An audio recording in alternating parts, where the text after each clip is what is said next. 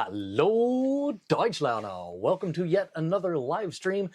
We do this on a monthly basis, usually the first Monday of the month. This is the first Monday of February, and therefore here we are doing another live stream of whatever random stuff I came up with this month.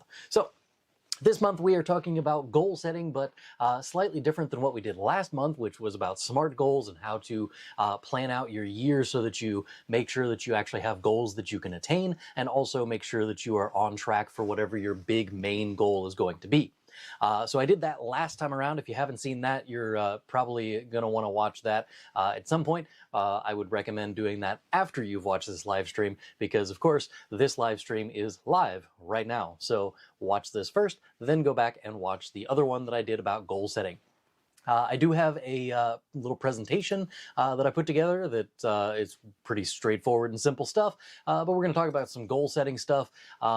Specifically this time around, we're talking about how to make goals and plans whenever you aren't trained as a teacher. So like I have a degree in education. I have a degree that, tells me how to teach people a world language, specifically with regard to the German language, obviously. And that makes it so that I know how to actually make lesson plans and stuff. But what I don't know how to do is if I were not a German teacher, how would you then make these same lesson plans, and how would you figure out what are you going to learn? Why are you learning that this time rather than learning something else on a different time? Which thing do you learn first? Which thing do you learn next? How do you decide these things? All of that is going to be discussed in this live stream. So, without further ado, let's go ahead and switch over here to my little live stream plan over here. It says February live stream. That's what we're doing right now. And it says how to plan lessons when you aren't a teacher. So even if you are a teacher, this is probably just good information to have. But if you are not a teacher, this is how to teach yourself German and how to decide which lessons to do next and how to, go through that whole process. So, we're going to start over here with kind of a recap of last time around. Basically, SMART goals are the only way that you can possibly get a goal done, and that is you have to have something that is specific, measurable, achievable, relevant, and time-bound. If you want a free SMART goal template, you can get that at germanwithantrim.com. Just go there, fill out the little form that's up at the top, and I will email it right over to you.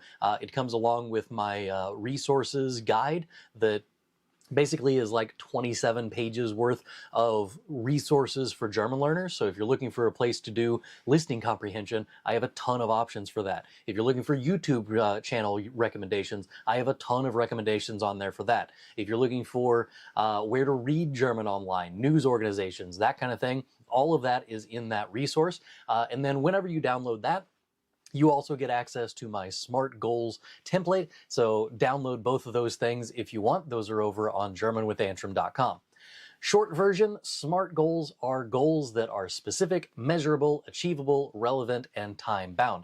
For the specific part, I'm asking, what do you actually want to be able to do with this goal? What is it that you're aiming towards? It can't just be like, I want to learn German. That's not specific. You have to have something that is targeted at an actual goal. This has to be specific, not just, I want to learn German. That's not enough information. Second thing on there is also measurable, which is how do you know if and when you have reached this goal? Is there some sort of measurement that you can do? If you can't measure it, there's no way that you can know that you actually made it to your goal, which means that you can't actually do part 3, which is achieve it. So if you can't achieve your goal, there's no point in making a goal that's like this. It's kind of useless. So, long story short, it must be specific and measurable. Achievable, obviously, is this even possible? So, for instance, if you're looking for 100% mastery of X, Y, or Z, the answer is no, it's not achievable. 100% mastery of anything is a stupid goal. It's not a SMART goal because a SMART goal has to be achievable, and 100% of getting everything correct all of the time is not going to happen, even if you were a native speaker. I mess things up in English all of the time, and I've been doing this for 36 years. I've only been learning German for half of that time, so I obviously will still make mistakes in German. Even as a teacher of German, I will still make mistakes. So if your goal is to have 100% mastery of whatever it is, you're not going to make it. You need to have an achievable goal. That's what the A in SMART goals means. Relevant is the R, and that is, what does this have to do with your overall goals? Why does this goal matter to you? So that's the question, what does this have to do with anything? So let's say you're learning how to talk about quantum physics in German. Is this ever going to come up in a conversation? Are you actually a physicist? Are you going to be discussing quantum physics with somebody at a coffee shop? No. So if the answer is no to those things, it's not relevant to you, and it's not relevant to the goals that you're trying to set forward. If you're going to a university and you need to be able to talk about, university level stuff, obviously some of that upper level thing, list of vocabulary and stuff is going to be needed. That obviously makes sense. But quantum physics, probably not on the list. And even if it were on the list of things you need to learn, you can learn that as you are learning about quantum physics rather than learning about it from some vocab list that ChatGPT threw at you. The T in all of this is time bound, so when will you be done with all of this? How will we know when you've reached this goal? And give yourself some sort of a deadline. You can't just say, I'm going to be completely fluent in German. That is a vague goal. It doesn't fit the specific part. It's not measurable. No one can just say, yes, you have officially reached fluency. It's doable. Yeah, absolutely. That part makes sense. It's relevant to you. Sure, you want to learn German for whatever reason it is that you started learning German, but it's not time bound. If you don't tell yourself, I'm going to learn German by the end of this, or I'm going to pass the A1 exam by the end of this month, I'm going to pass the A2 exam by the end of this, whatever it is, you have to have some sort of time attached to this. Otherwise, a goal without a deadline is just a dream. There was some quote from some dude that's rich. I don't know. It was a thing that I had him quoted on the previous live stream that I did. I don't have the quote with me right now, which is why it is not on the thing here. It's just something that I said.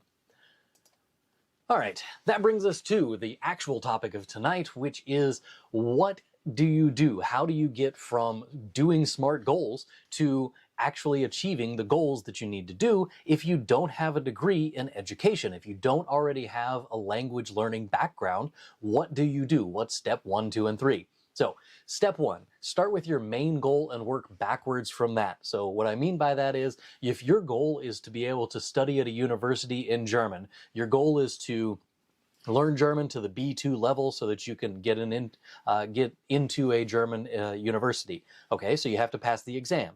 In order to pass the exam, you have to be able to read, write, speak, and listen to German. In order to do that, you're going to have to learn all of the basics of the A1, A2, B1, and B2. So you're going to have to go through all of those levels in order to get there. So you have to figure out what steps are along that way so that you can get towards your next main goal. So in between your main goal and your where you are now, you need to have some checkpoints. So what kind of things can I do along the way? Again, those exams for A1, A2, and B1 would be great stepping stones towards the B2 exam that you're going to need to get into a German university. Once you are trying to do that, you can then try and make goals that you can achieve today, tomorrow, and sometime this week, or even this month.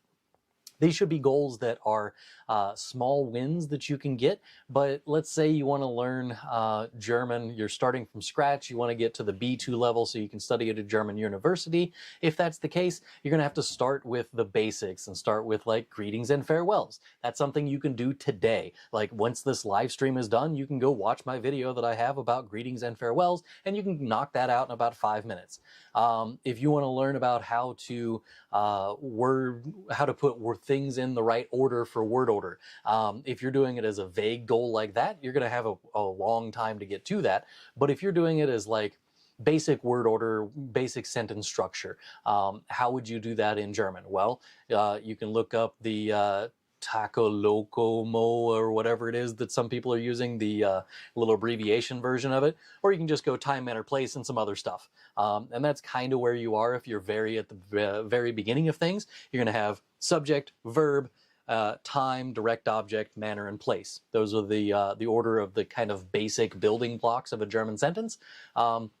And that would be a good start for this week. By the end of this week, you should be able to write a sentence that has some of those components in it, and they're all in the right spot. So those are goals that you can make, that you can do today, this week, sometime in the near future, and then you can have smaller checkpoints along the way so that you're always making progress towards that big goal at the end.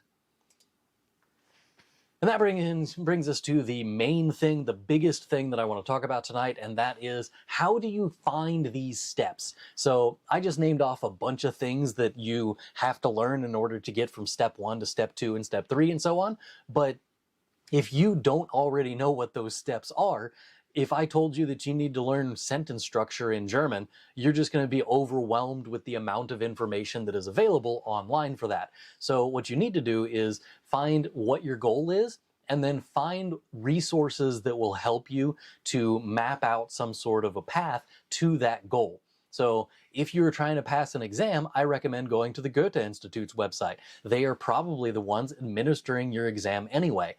They administer a long list of different kinds of exams for proficiency tests, but they do basically all of the ones that you're going to need in order to get into a university.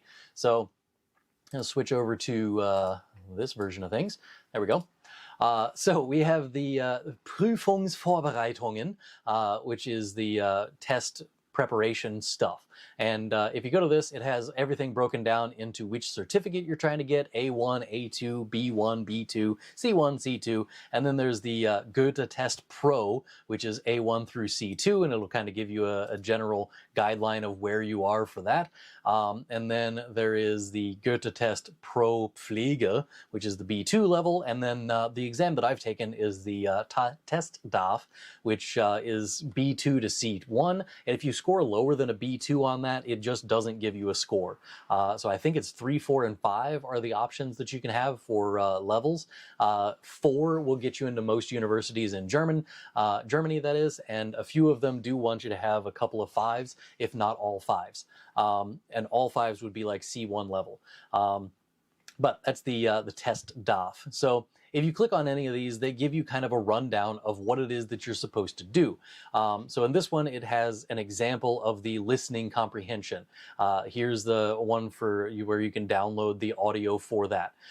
There is the certificate A1, and there's a copy of, again, the listening comprehension for that one. And then we have some more listening comprehension. There's a bunch of them. But the one thing that I would say that is most helpful from this is down here at the bottom, it says Wortliste.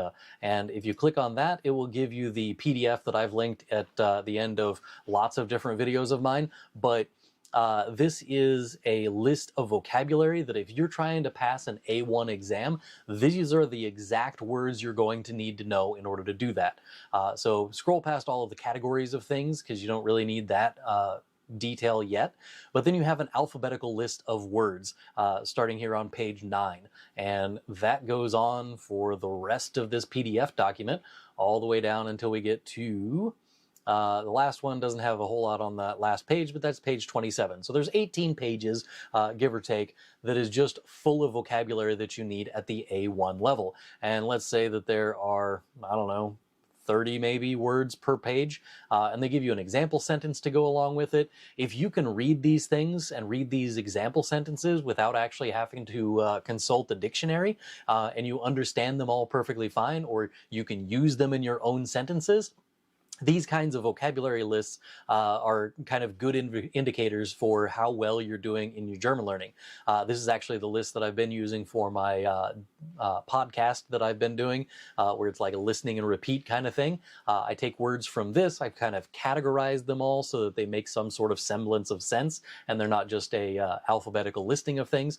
But I've been using this vocab list for my podcast, where you can listen and repeat and try out some example sentences, and try and build that vocabulary that you need for the A1 level. Now, you can do the exact same thing over here on the Goethe Institute's website. You can go to the A2 version, and it will give you all of the listening comprehension examples again, and then also there is a vocab list at the bottom of that, and if you click on that, it gives you yet another vocab list. This one does have more words per page, because it does it in 2 columns instead of just the 1 column, and that starts on page 8, and that goes on for quite a while, actually. starts on page 8, goes until this page is page 31. So 8 to 31 is what, 23 pages worth of vocabulary. That's double the amount of vocabulary per page for the A1 level. That means that you have about 4 times as much vocabulary in the A2 level as you do in the A1 level. But it is a great resource for you to go and find, okay, do I know these words? Can I read these sentences without having any problems? And you don't have to do it alphabetically. You can, copy and paste the whole thing into ChatGPT and have it analyze it for patterns of vocabulary and stuff like that. And there are a few other things that I'll teach you here in a little bit that kind of go along with that idea. But generally speaking, go through this list and see how you do. See if it makes sense to you. Again, you can do that for the B1 level. So here's again listening comprehension examples for that. And then there is the word list for the B1 level. Try not to get overwhelmed whenever you look at the B1 level of vocabulary. First of all, the document is 104 pages. So there's a lot of information in here. But second of all, it does have, the whole vocab list thing on here. Now, some of these words are going to overlap in between the A1 to A2 and then B1.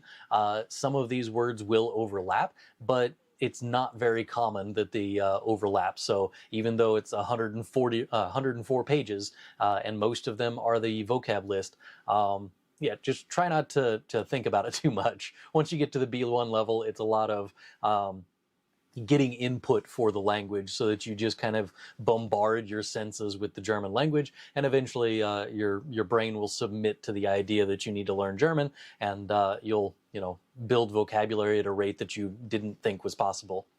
But yes, if you do this for all of the different levels, Goethe Institute has information for all of those things on here.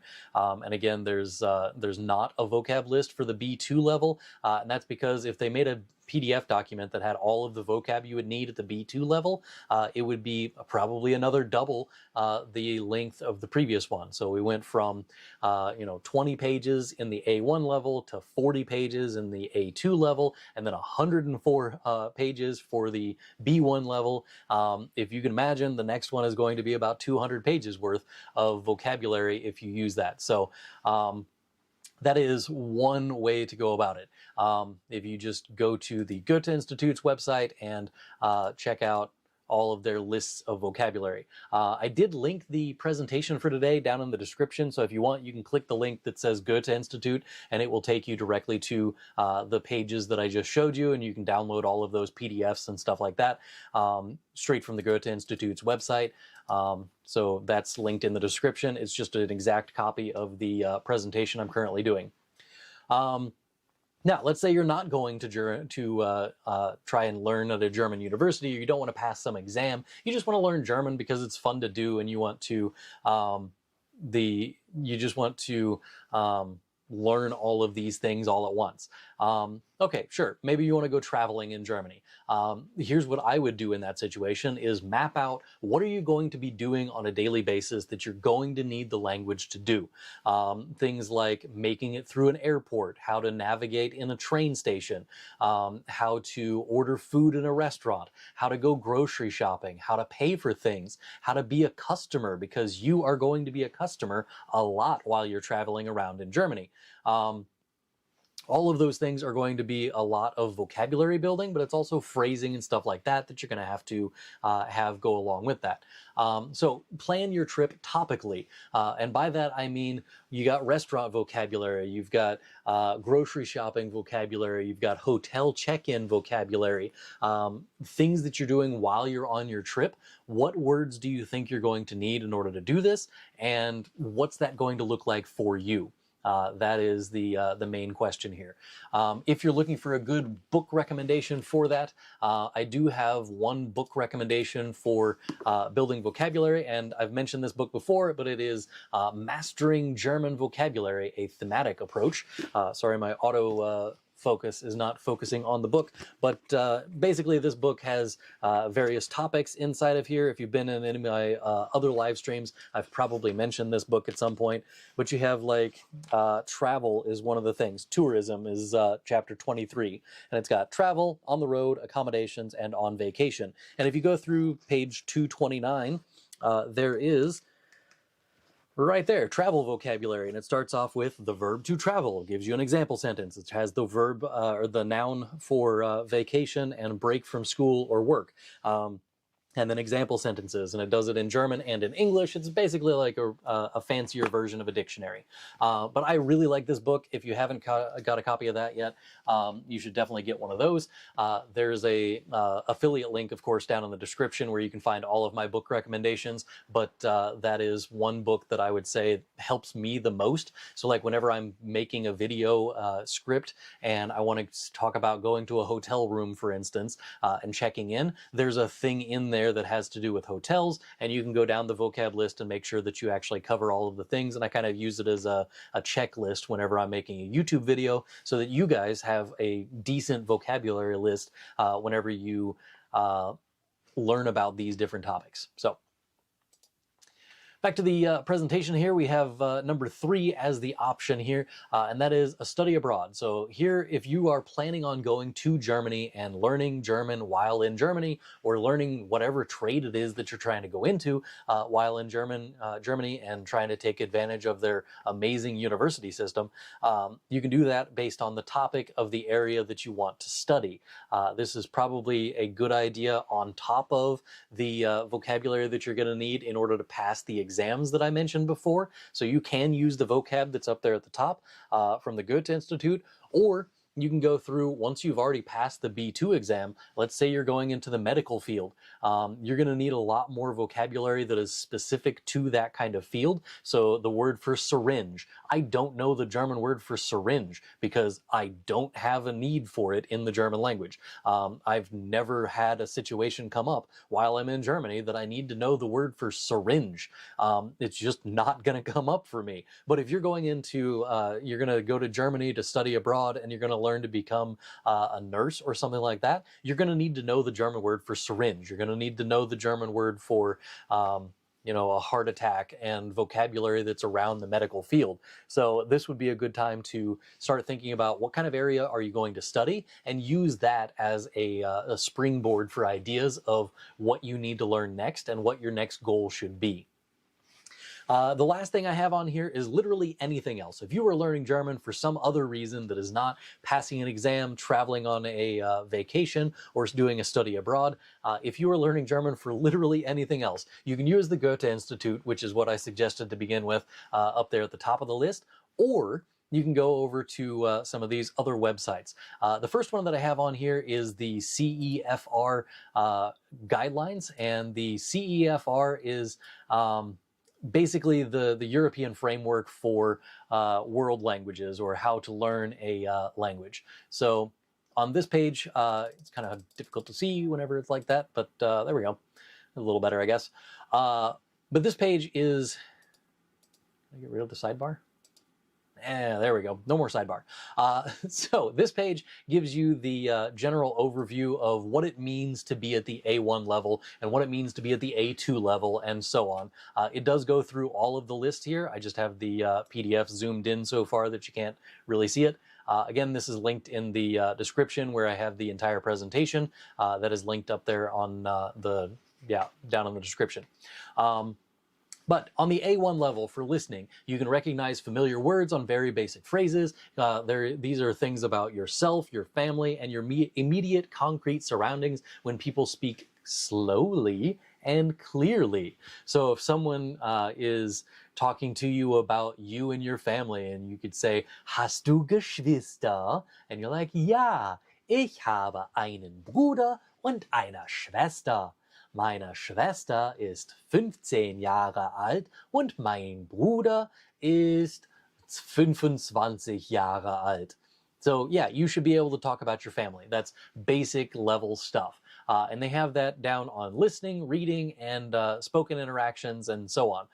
There are the 3 categories of things. They have understanding, speaking, and writing. Those are the 3 categories that the CEFR guidelines have used.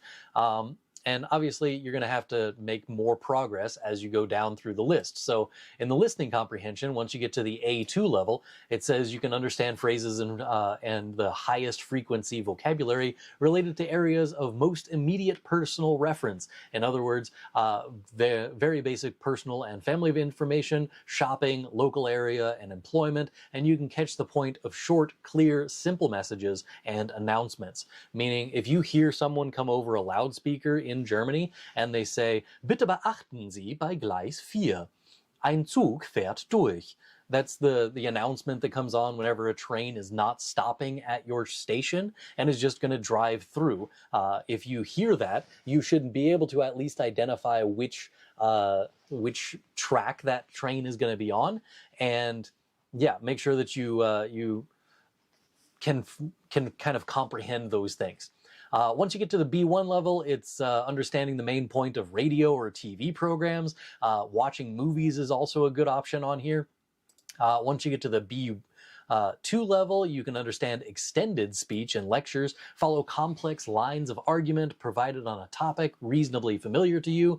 You can understand most of TV news and current affairs programs, and you can understand the majority of films in a standard dialect.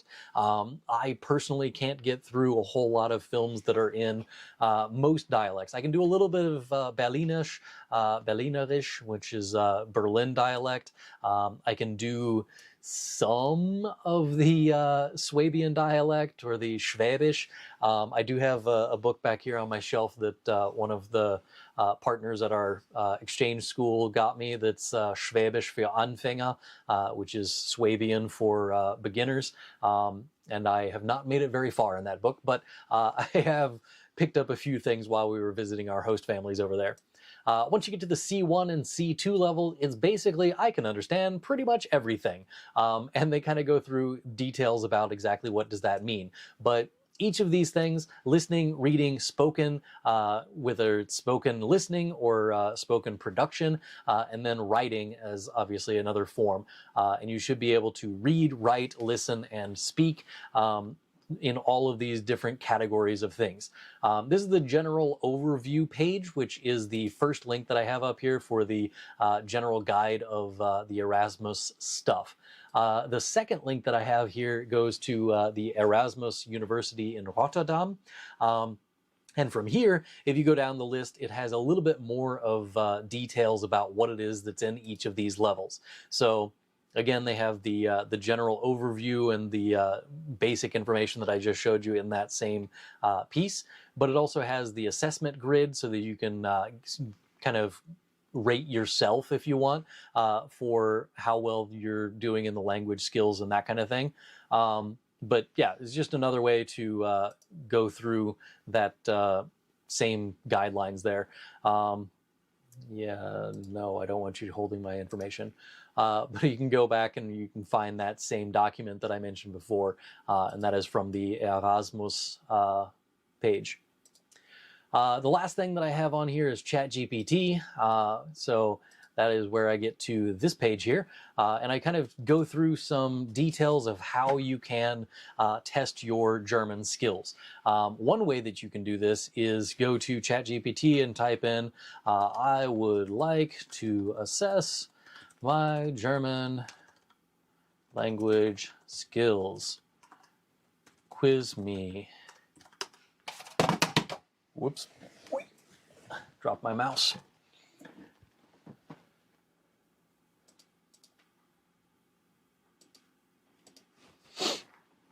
So then it gives me a general quiz, which is, multiple choice, which is not the ideal way of testing, but it is also usually the way that they're going to test you over an exam. So same type of situation. So let's say, first question, was bedeutet das Wort Zuverlässigkeit auf Englisch? What is the German word Zuverlässigkeit in English? Happiness, reliability, excitement, or intelligence. So I'm going to type in, one is B. which is reliability. Question 2 is a grammar question. Welcher Satz ist grammatisch korrekt? Which of the following sentences is grammatically correct? Ich habe viel deutsche Bücher. Ich habe viele deutsche Bücher. Ich habe viele Deutschbücher. Ich habe viel Deutschbücher. The only one that has both E's on it like it's supposed to is letter B again. So, ich habe viele deutsche Bücher. I have a lot of German books. Question number 3 on the list. Konjugiere das Verb laufen im Präsens für die erste Person Singular. So, conjugate the verb laufen for the first person singular, which if you don't know, first person is either ich or wir, and the singular form is going to be the ich form. So, it is ich laufe. So that is number 3 is A, ich laufe. Number 4 is a comprehension question. It says, was ist die Hauptstadt von Deutschland? That's not really a comprehension question. It's more of a cultural question, but whatever. So what is the capital city of Germany? The answer, of course, being letter B, which is, again, Berlin. And the last one on here, you can't actually see it on your screen, but I can see it on my screen. It says it's an idiomatic expression. It says, was bedeutet die Redewendung, das ist nicht mein Bier? So this is, what does the phrase, this is not my beer, mean? And one of the options says, this is not my beer. So obviously it means this is not my beer. The problem I have with that particular question is it doesn't ask you what that actually means in context. So it doesn't say, you know, why would you ever use that phrase, das ist nicht mein Bier? It basically is just like, that's not my thing. So I answered all of the questions, and then ChatGPT says, congratulations, you are correct. And then it gives me a little review of all of the things and tells me more about what it is that I answered for their questions. Let it finish answering all of the questions and telling me more about it and stuff. You've done an excellent job with the vocabulary and verb conjugation and comprehension questions, for the idiomatic expressions can be tricky as they are often not translated literally, even though the one that they gave me was in fact translated literally. Let's see if I can move this piece up here. There we go. Now you can see the bottom of the screen there. So I can say those questions were too easy. Ask me more difficult questions. And then it will give you more difficult questions. So, was ist die Bedeutung von Fernweh? What is the definition of the word Fernweh? A comfort of being at home, the pain of being far from home, the longing for faraway places, or the fear of distant lands. Fear of distant lands. Fantastic. No, the Fernweh is the longing for faraway places. That is letter C, so we're going to put that on there. Question number 2 is complex grammar. Welcher Satz verwendet den Konjunktiv 2 korrekt? Which of the following sentences uses the Konjunktiv 2 correctly? This is a little bit more of a complicated question. Wenn ich Flügel hätte, würde ich fliegen. If I had wings, I would fly. Wenn ich Flügel habe, würde ich fliegen. That one only has half of the Konjunktiv 2 correct, the second one. Wenn ich Flügel hätte, ich fliege. That one uses the grammar incorrectly on just the plain word order. Wenn ich Flügel haben würde, ich fliege. Again, not having the correct word order. So the only one that actually makes sense is letter A. So, wenn ich Flügel hätte, würde ich fliegen. That is number 2, and that is letter A. Question number 3, subjunctive mood again. Formuliere den folgenden Satz im Konjunktiv 1. Er sagt, dass morgen kommt. He says that he is coming tomorrow. So we're going to say, er sagt, dass morgen komme, or käme, or würde. And I'm going to go with letter A. Again, this is number 3, letter A. Er sagt, dass morgen komme. For those of you who don't know, that's a weird little thing that happens in the Konjunktiv 1. Compound words. Was bedeutet das Wort Handschuh-Schneeballwerfer? It is a gloved snowball thrower. It's someone who throws snowballs with gloves on, obviously. Odd question, but thank you, ChatGPT, for introducing me to that word. Number 5 on the list says literature and culture. Wer schrieb Die Leiden des jungen Werthers? I believe that was Goethe, but it's been a long time since I've heard anybody talk about Die Leiden des jungen Werthers. I'm going to say it's B, which is Goethe, but I could be actually wrong on that one. Not really sure. We'll see. And again, it's going to spit out a bunch of stuff. This is one of the easiest ways for you to practice for any kinds of quizzes that you might have. It's great for practicing for an exam. It's a fantastic way for you to test your German knowledge, but also, generally speaking, ChatGPT will give you an explanation that goes along with it, and the explanation is relatively good. There are occasionally times when it's going to give you an incorrect answer, or it will explain something incorrectly. Like, my experience with its ability to understand what the genitive case is that it has no idea what the genitive case is. And so if you're ever trying to get it to explain to you what the genitive case is, it is guaranteed to be wrong. So don't do that. But for the most part, it does okay.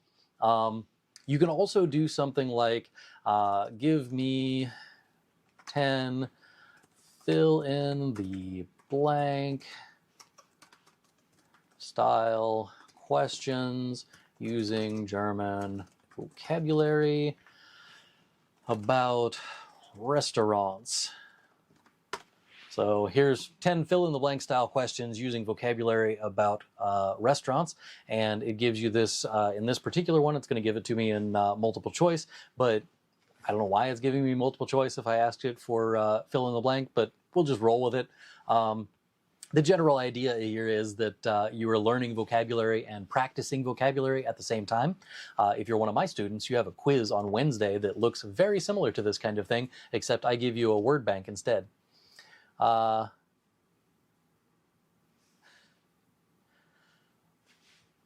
right, so it gives you a bunch of questions. Ich möchte einen Tisch für 2 Personen. Some verb. I would like to verb a table for 2 people. So this one is, of course, reserve, which is letter B, reservieren. Die blank war sehr lecker, besonders die Suppe.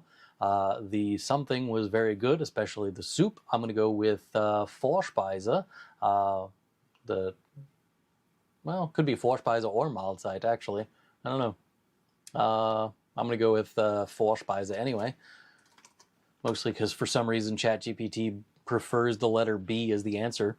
Könnten wir bitte die something sehen? Could we please see the something? I'm going to go with letter D for that one for the menu. Number 4, der Kellner empfahl uns das Tagesgericht. So the waiter recommended to us the special of the day, or the dish of the day. Als Vorspeise, Hauptgericht, als Nachspeise, als Beilage. I mean, depends on what the dish of the day is, but I'm going to go with B because I'm sure that's what it meant to say, because it's the main dish would be the dish of the day. Ich bin Vegetarier. Haben Sie auch blank Gerichte? I am vegetarian. Do you also have fleischlose Gerichte? That's a good vocab word for you, fleischlose. If you are a vegetarian, fleischlose is just meatless, or things without meat in them. Zum Trinken hätte ich gern. For a drink, I would like to have, and then it's ein Glas Wasser, eine Tasse Kaffee, eine Flasche Wein, and alle oben genannten. So this one is finally one of them that's all of the above, but kind of gives it away because it's the only one that has had the option for all of the above. Für mich bitte das Steak. We have blutig, gut durch, medium, and selten. I mean, the real answer here is blutig, which is bloody, but I assume that gut durch, if you like it well done, but who likes their steak well done? Selten is not the word for the kind of rare that you're looking for here. Selten is like rare as in not common. Als Beilage nehme ich, for a side dish, I will take Pommes frites, Reis, Salat, oder Gemüse. All of those are perfectly fine options for a side dish. So als Beilage nehme ich I don't know, pommes frites. I'm going to take fries, I guess. Ich habe eine something gegen Erdnüsse. I have an allergy against those peanuts. So number 9 is Allergie. Although for me, I would say Vorliebe, which is a preference. So I have a preference for peanuts. Nummer 10, könnte ich bitte noch etwas blank haben? Could I please have something, let's say Brot, Salz, Soße, or Zeit. I would say all of those things are perfectly fine to ask. Could I please have some more bread? Could I please have some more salt? Can I please have some more sauce? Can I please have some more thyme? All of them are perfectly fine answers to say in this sentence. I'm going to go with letter A and just say that it's Brot. And then I give answers for all of the things. Okay.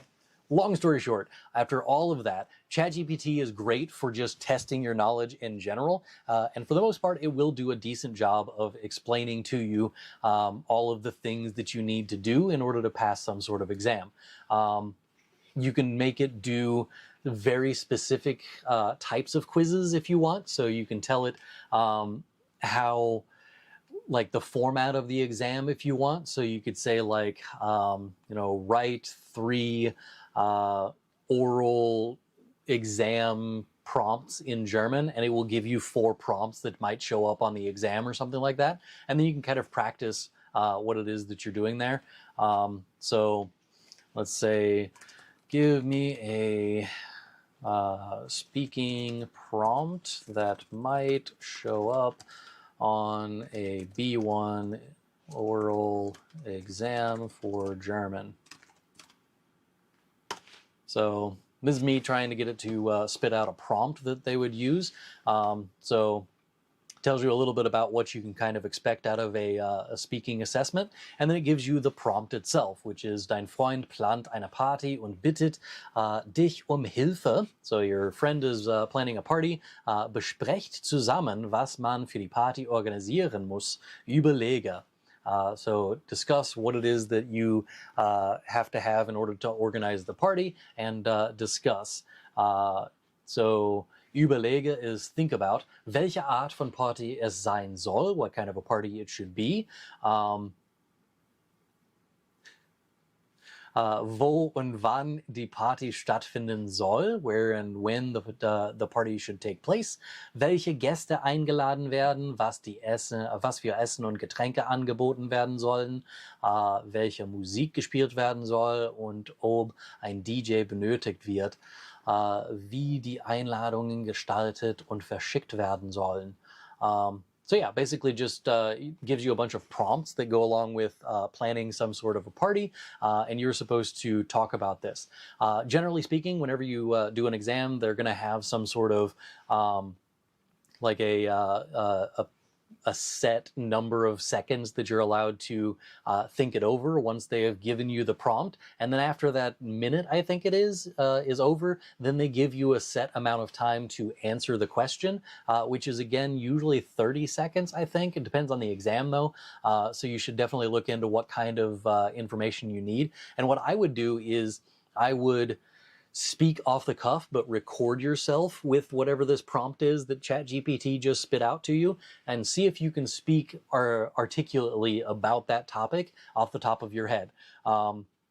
Once you are able to do that, not only, record yourself, but then listen back to what you just said and see if you can spot your own errors, because I do it all the time. I speak German and then I'm like, I forgot that thing, or I messed up that one word. And it happens a lot more often than you probably think. But it's something that you can then use to train yourself to find your own mistakes so that you can fix them before you do them again next time. And this is a great way to do that, is to just get ChatGPT to give you the prompt, record yourself, listen to it, and then spit it back. Another way to do this is to take whatever it is that you said in your audio, transcribe it, and then paste it into ChatGPT, and it will give you feedback based on what you said. So you could say like, this is what I said as an answer to this question, and rate how well I did, and it will give you a general overview of how you did. It'll fix your grammar. It'll tell you all kinds of random stuff about it. The only problem that I have seen with this is that if it doesn't find enough mistakes, it will just make something up. It's done this to me on several occasions where it just decides like, I didn't make any mistakes, but I said, hey, show me any mistakes that I might have made with grammar in this. And then it just whole cloth makes up a phrase that was not in my text anywhere, and then just told me that I was wrong and I should have said it this way, even though I literally did not say that thing. So you do have to be careful with ChatGPT. It is still not perfect. It is still just an AI. So it's not very bright, but it is very good at, guessing the next word in a series. At any rate, if you're using ChatGPT, I'm using ChatGPT 4 because I'm one of those nerds who pays for it. But if you are using ChatGPT, it is fantastic for just testing your ability to learn German. If you are in a German course of some sort, this is great for whatever it is that you're doing in class. Let's say you're learning about present tense conjugation. You can tell it, write me 10 questions about present tense conjugation in German, and it will write you 10 questions where you have to conjugate the verb in German.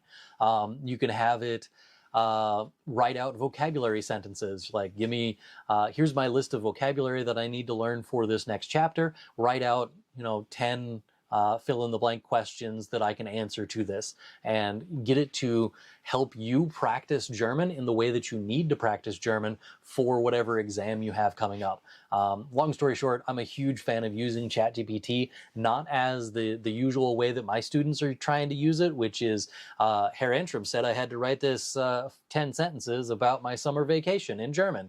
Write 10 sentences about my summer vacation in German using the perfect tense. And then all of a sudden, all of my students went to Asia for some reason, and all of them magically had the same exact sentence structure. Weird how that turns out.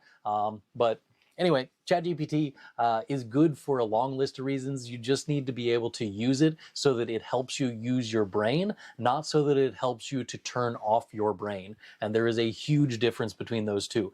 It's something that I've tried to kind of beat into my students' brains this year. ChatGPT and Google Translate are tools. You can use them as tools, but if you start using them as translators or you start using them as a crutch, you're just going to make yourself weaker in the German language. So keep in mind, how you use a tool will make a big difference in the way that you develop because of that tool. So that's my rant about ChatGPT for today. That's all I've got. As far as the presentation part of things, I have not been reading your comments over here, so let me go over there and see what's going on. Also, this is about the time of the presentation where the live stream, where I start answering questions. If you've got any questions, you can start leaving those in the live chat, and I will address those whenever I get to them. I'm going to start up at the top of the thing and see how the comments are going. Bob Fognozzle just wants to check in, so he doesn't have any questions for me. He just shows up at every live stream and says hi. So, hi, Bob. Welcome back. Let's see. Chandra would like to have the link to the A1 vocabulary list, and then shortly thereafter figured out that I had mentioned where you can find it, which seems to be the case for lots of people, considering the number of people who are currently looking at the document that I posted. Let's see. Hey, Sensei. Hi. Adam has posted several comments on here now. It says, okay, let me know how I'm doing. I'm one of those weirdos who are learning German for the funsies. Nothing wrong with that, actually.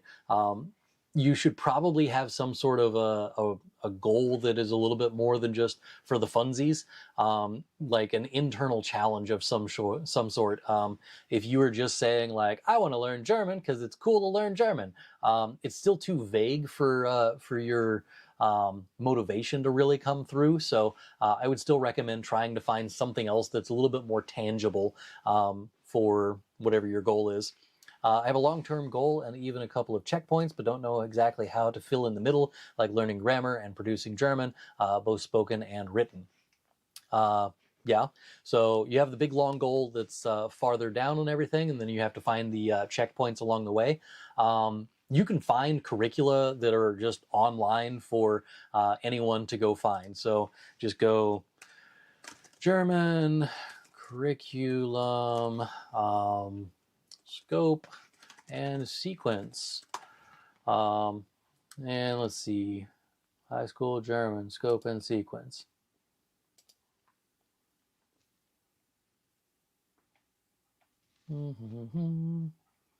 Not super helpful there. Let's see, Victorian curriculum, foundations of German, level 6, 7, 10. It's too complicated. Looking for something that laymen can understand. High school German 1, vocabulary themes, reinforcement activities, assessments. That's a nice one. I like that. I'm going to steal this person. This actually comes from a website called Edgenuity, which I know of because I'm in charge of the credit recovery students at my school, which are students who have failed a class at some point and need to get that credit in order to graduate. But this is a website that does that. That is Edgenuity. And they have a curriculum that apparently is written for German learners to figure out how to speak about things. This is a fantastic list of things that gives you a week-by-week breakdown of what you're supposed to learn. Even if you don't use Edgenuity, this is an awesome resource. So I'm glad I stumbled upon that because of just wandering around. But this is level 1 German from Edgenuity in the high school.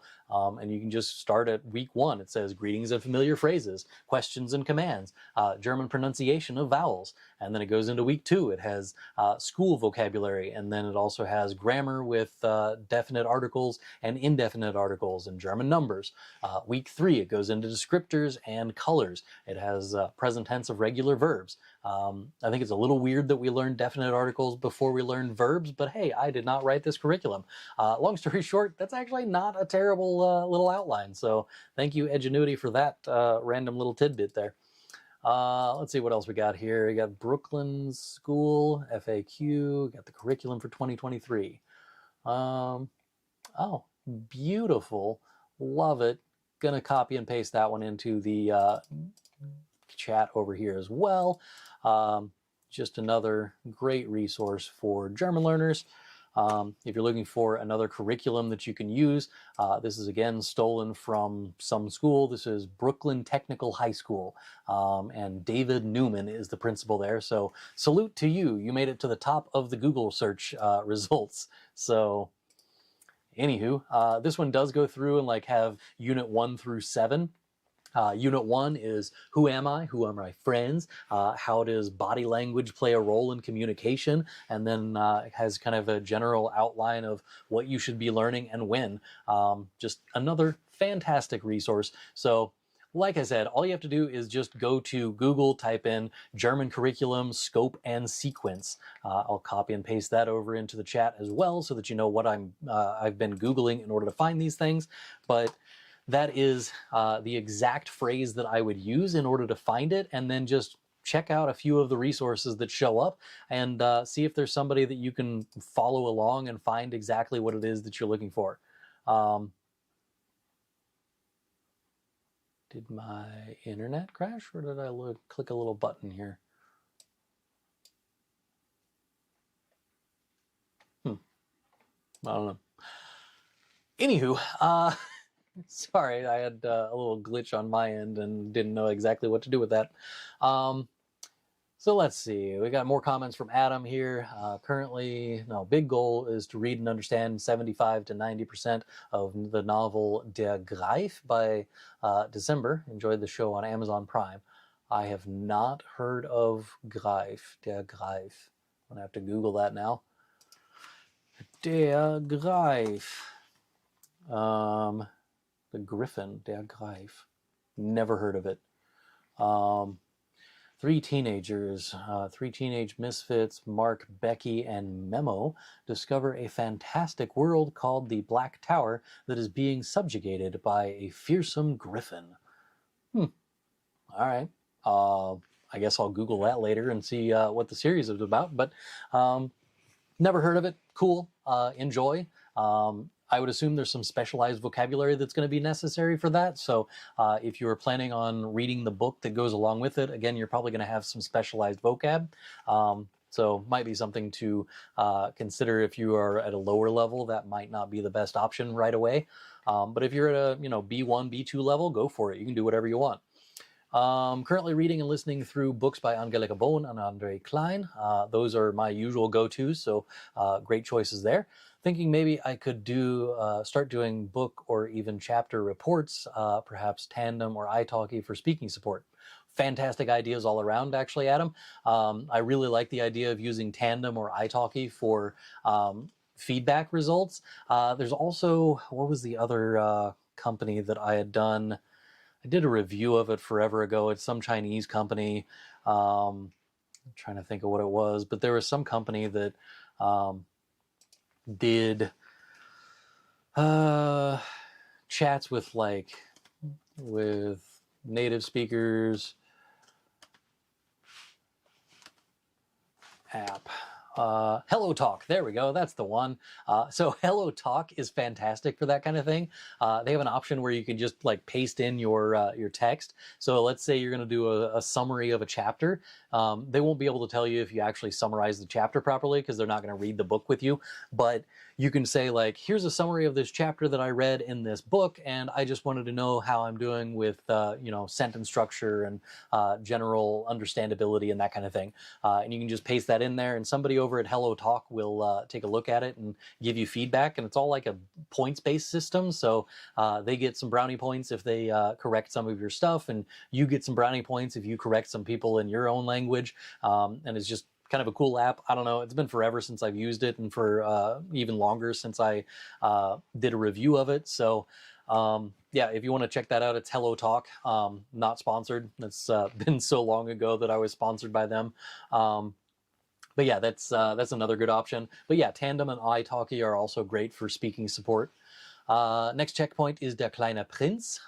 Further down the line is Im Westen nichts Neues. Yeah, I actually just finished Im Westen nichts Neues, the book. I plan on starting the movie or whatever it was that was on Netflix soon, but haven't had time to do it because, YouTubing. So I will get around to that eventually, but yeah, it seems like a good start would be Der kleine Prinz. That's a relatively simple book to read. The step up to Im Westen nichts Neues is a huge step between Der kleine Prinz, and so you may want to put some stair steps in between, but seems you're already doing that with Angelika Bohn and so on. Giorgio is insulting me because I look like a peanut, so yeah, I like peanuts, and it's because I am the planter peanut guy. Sure. I would like to think that I'm slightly better looking than him, but let's be honest, I'm not. So, meh. Let's see. Giorgio says, my motivation for learning German is learning about der Erste Weltkrieg and the Heimatfront and the Allied blockade of the Central Powers that affected food availability. I found it shocking. Yeah, there's wild things that happened on both ends of that for the World War One. If you're unfamiliar, the United States has not been the bastion of correctness whenever it comes to warfare, not ever in history, but World War One and Two, we were pretty terrible to the opposite side, and we're probably some of the reasoning that war crimes exist. So, yeah, I feel like that's a decent enough motivation for learning German. It's a good way to expand your vocabulary is to read about history, and yeah, nothing wrong with a little interest in World War One. Could you recommend some German literature? Stories or history would be nice. I am a big fan of the Grimm fairy tales, but a lot of those are outdated vocabulary and outdated ways of phrasing things, so they're not very modern. I like the books by Angelika Bohn, which are always fantastic books, and they're also separated out by level. Let's see. I'm currently reading a mystery novel in German that I think it's Schreckschüsse, I think is the name of it. I have to look that up here real quick.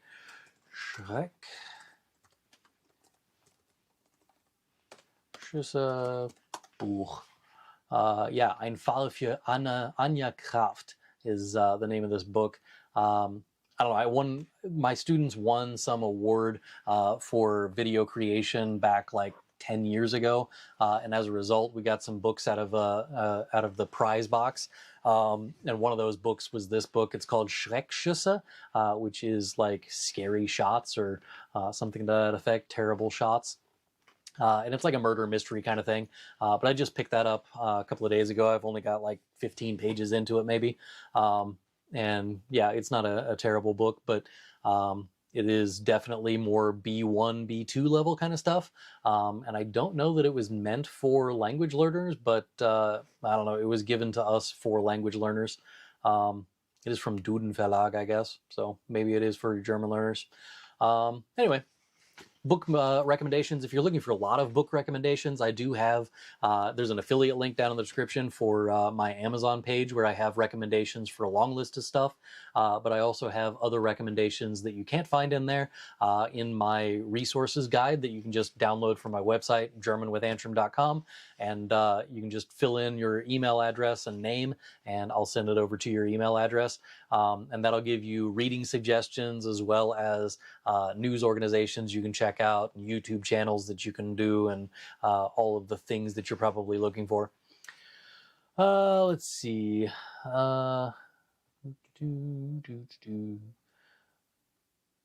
If I start with simple German literature rather than going through the basics, would it help me to learn German, or would I just be negligence? Yeah, there's nothing wrong with learning vocabulary through normal German literature. I would say you're still going to end up needing to start at a relatively low level, because if you're starting from scratch and you've got maybe A1, A2 level German, you're not going to be able to read real novels at this point. You might be able to read like, third grade German novels or something like that, but then you're going to end up with that kind of childish feel to it. So it's one of those things where you have to kind of balance, what do you want out of this? Do you want to have something to read to build vocabulary, or do you actually want to read something for the pleasure of reading something? And at the A1 and A2 level of German, there's not a whole lot of great content out there for reading comprehension, because honestly, you just don't have the vocab to tell a decent story. So I don't know. It's one of those catch-22 kind of things. What else we got on here? Could you recommend some literature? I just did that. I've had a lot of fun with Closemaster, 61% through fluency fast track sentences. I've never heard of this. I have no idea what Closemaster is. Closemaster. Language learning in context. Rapidly expand your vocabulary in another language with some 1990s graphics. Okay. Play. Deutsch. I want to give you my email address. All right, let's look at the app reviews over here on the the Android list. 60 languages. Real native sentences. Sure. Hi, Brett. Ich lerne gerne Sprachen. Improve your vocabulary through listening and speaking. So you listen and then you pick what goes in the blank. Okay. Measure your progress.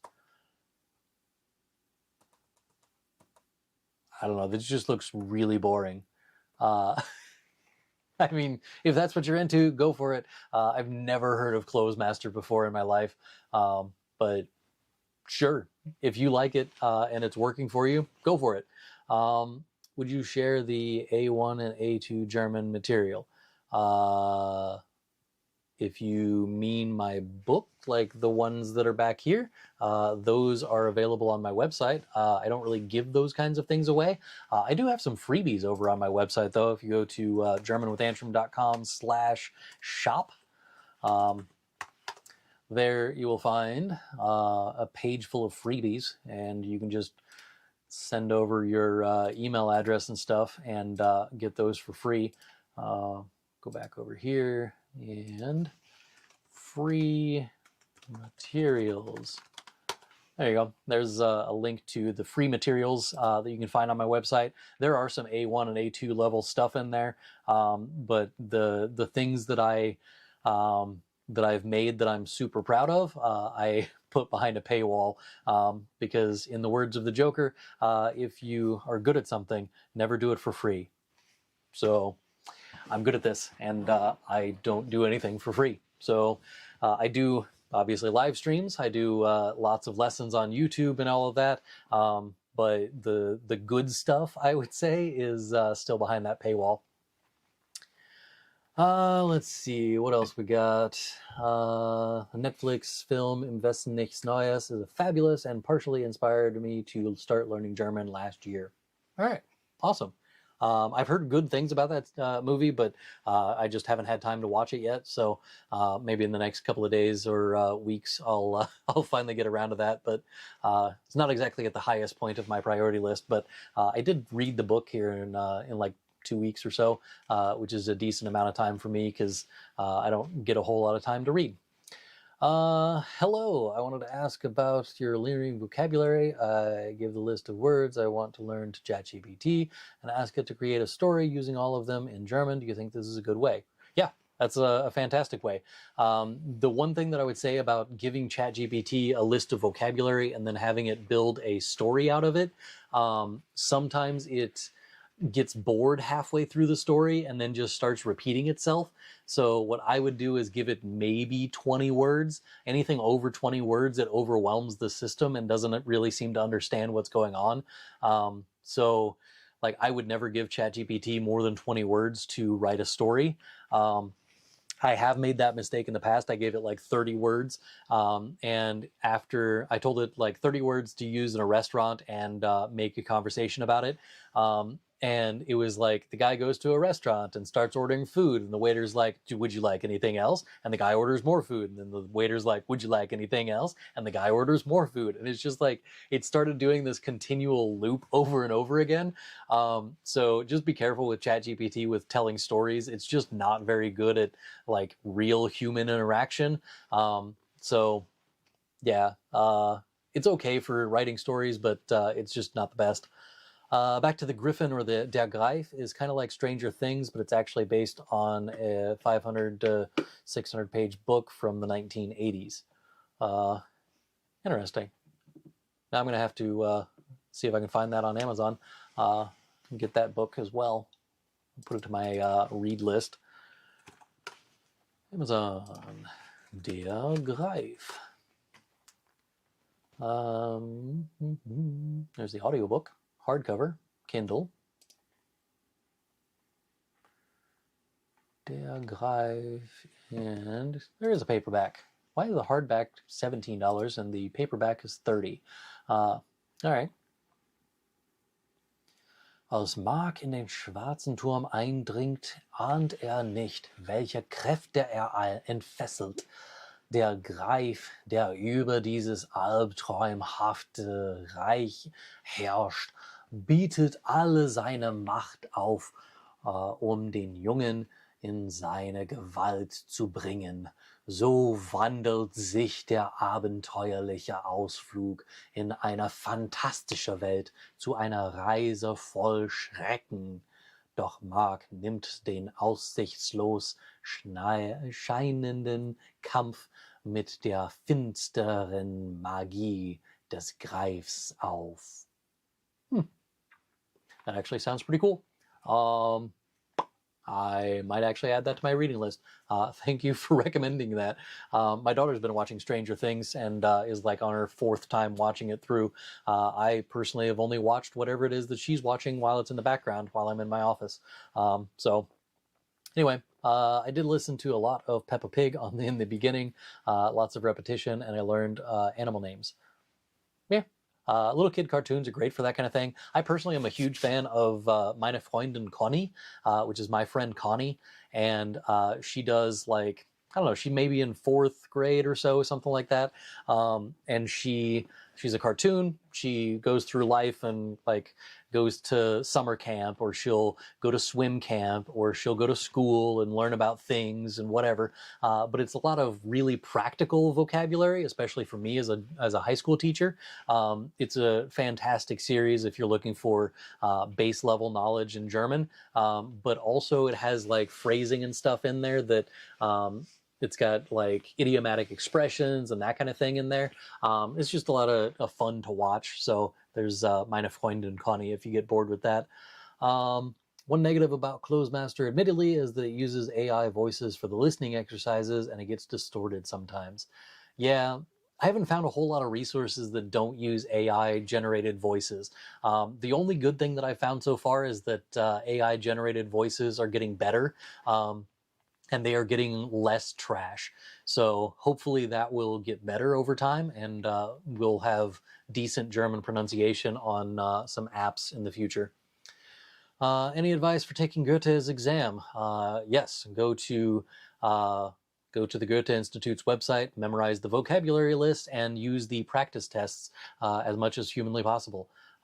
That's my advice for taking any exam, but specifically the Goethe Institute puts out everything that you need to pass their exam on their website about their exam. So yeah, just look there and download everything that they have and use it over and over again. And the last thing, what is your opinion about LingoPie? LingoPie, I like the concept. I don't personally have a Netflix account, so I can't really go into a whole lot of detail as far as like what it does. But the concept is nice, and it's like taking Netflix and turning it into a language learning app is a fantastic way to learn a language. They're not the only ones doing what they're doing, but I think they are the best that is doing it. If that makes any sense, it's the one that is most polished out of the apps that I've seen that do that kind of thing. And it may be the only one that I've seen that is, if not officially integrated with Netflix, it's very seamless in the way that I've seen it be done. I signed up for a trial of Netflix a while back whenever I started playing around with LingoPie before I decided whether or not I wanted to include them in my resources download that you can find on my website. But I did end up putting them into that because the way that it integrates seems to be the best way that I've seen anyone else do it. There's another like a Google Chrome plugin that I found a while back that it basically just takes anything that you're watching on the internet and adds subtitles to it, or it will add dual language subtitles to something, and you can click on a vocab word and then add it to your flashcard list. And that app was pretty cool, but I just don't remember what the name of it was. But LingoPie was pretty cool. What do you think of Lingvist and the more mainstream apps? I don't know Lingvist. I'm sorry, I've not been paying attention to the apps that are out there for German language learning lately. Lingvist. Learn a new language smarter and faster online. This looks like Duolingo, but less flash. Got flashcards, got some exercises and reading and listening and grammar and speaking. I like the fact that they have grammar in there because that's one thing that has always been lacking on Duolingo. Never heard of it, haven't tried it, don't know anything about it. I can't help you on that one. Yeah, I have not been doing a whole lot of app reviews in the last year, 2, 3, 4, 5 years. But Duolingo is getting a lot better. It's starting to integrate some AI things that actually would be kind of cool to play around with. Its audio is better than it used to be. It's got a flashcard app in there now, and it does some grammar lessons in there. You're still going to have to supplement with some other stuff, but I generally view all apps that I have ever seen and probably will ever conceptualize in the German language. I have seen all of them as basically great for review, but not great for introducing new topics or getting you to understand anything. I see them as a tool to kind of practice your skills and to hone your skills, but not a standalone thing by any means. There is no app I have ever seen that is perfect. It's not going to be the only thing you ever need in German learning. It's just not a thing. So I did use Duolingo, but now I find it too easy. Yeah, Duolingo does have that effect. After a while, it just kind of gets redundant and boring. So the people who have like a 10,000 day streak on Duolingo, those people have one of two options, or one of two categories of people that are doing this. One, they actually did learn the language at some point and are just going back there to review and refresh their memory on a regular basis. Or they are the people who have spent so much time on Duolingo and not using other things that they have stagnated their language learning so much that they spent 10,000 days learning absolutely nothing. So Duolingo is one of those things where people give it too much credit. It is a nice app. It looks great. It's catchy. It's fun to play around with, but it is not it's not a course. It's not something that's going to make you fluent. It seriously lacks in things like speaking or natural conversation or anything that requires context for it to be making any sense. So Duolingo is great. All of these other apps are fantastic in their own ways. But again, never use an app as your only thing that you're using. Use an app to review and to refresh your memory about stuff, or to drill things into your brain, or to just practice whatever it is that you're trying to do. But as a course, you're better off just exposing yourself to more of the language. Watch some movies, read some books, listen to a podcast, watch some YouTube videos, that kind of thing. All right, this is 9:15 my time, which means that we've been on here for like an hour and 15 minutes. I love you guys. You guys are awesome. Thank you for hanging out with me, but I am going to go to bed and see you guys next time around. Next week, I'll be back with another YouTube video. I don't even remember what the next video topic is that I've chosen. Let's see, what do we got here? In the YouTube studio, we got... Not going to load now. Well, I was going to give you a sneak peek and see what the video for next week is going to be, but it's not on there. So, all right, whatever. Thanks anyway for hanging out. It's been fun. It's been real. I'll see you guys next time. Cheers.